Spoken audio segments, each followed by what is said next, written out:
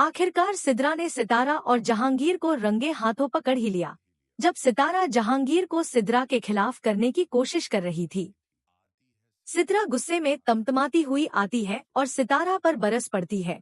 तुम्हारी हिम्मत कैसे हुई मेरे शौहर को मेरे खिलाफ करने की? तुम्हारी जैसी औरतें ही होती हैं जो मर्दों को अपने जाल में फंसाती हैं। सितारा पीछे हटते हुए घबराती है, लेकिन फिर भी खुद को संभालते हुए सिद्रा को तीखे लहजे में जवाब देती है। हिम्मत की बात तुम मत करो सिद्रा, क्योंकि जहांगीर खुद तुम्हें छोड़कर मेरे पास आना चाहता है। ये तुमसे नहीं संभलता तो किसी और की बुराई मत करो। सिद्रा का गुस्सा और बढ़ जाता है। वो आगे बढ़कर सितारा का हाथ पकड़ती है और कहती है, जुबान संभाल कर बात करो। मैं तुम्हारी जैसी औरतों के असली चेहरे अच्छे से जानती हूँ। तुम मर्दों के बीच फूट डालने वाली हो। इतने में जुबैर वहां आ जाता है और सिद्रा का हाथ जबरदस्ती छुड़ाते हुए कहता है, खबरदार अगर तुमने सितारा के खिलाफ एक और लफ्ज भी कहा तो मैं सितारा के खिलाफ एक भी लफ्ज बर्दाश्त नहीं करूंगा।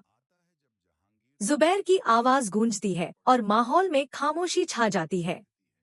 अगली सीन में सिद्रा जहांगीर को बार बार कॉल करती है, लेकिन वह कॉल रिसीव नहीं करता। मेहताब बेगम सिद्रा के पास आती है और पूछती है, ऐसी भी कौन सी आफत आ गई है जो ये तुम्हारा फोन पिक नहीं कर रहा? सिद्रा घबराई हुई आवाज में कहती है, हो सकता है कि उसके साथ कोई हादसा पेश आ गया हो, क्योंकि उसने मुझसे कभी झूठ नहीं बोला। मेहताब बेगम तसल्ली देते हुए कहती है, होश में आओ सिद्रा और अल्लाह से माफी मांगो। अल्लाह ना करे कि उसके साथ कोई हादसा हो, वरना तुम्हारी ही जिंदगी बर्बाद हो जाएगी। कुछ देर बाद जहांगीर घर में दाखिल होता है और सिद्रा उस पर बरस पड़ती है। तुम हर वक्त घर में फारिग बैठे रहते हो, खुद का कोई कामकाज नहीं है, पता नहीं किस किस्म के इंसान हो तुम। मुझे तो तुम्हारी समझ ही नहीं आती। इतना कहकर वह वहां से चली जाती है। वहीं पर सितारा आती है और जहांगीर से कहती है, मुझे तो तुम्हारी बीवी की समझ ही नहीं आती। ये क्या है और किस तरह की बातें करती है?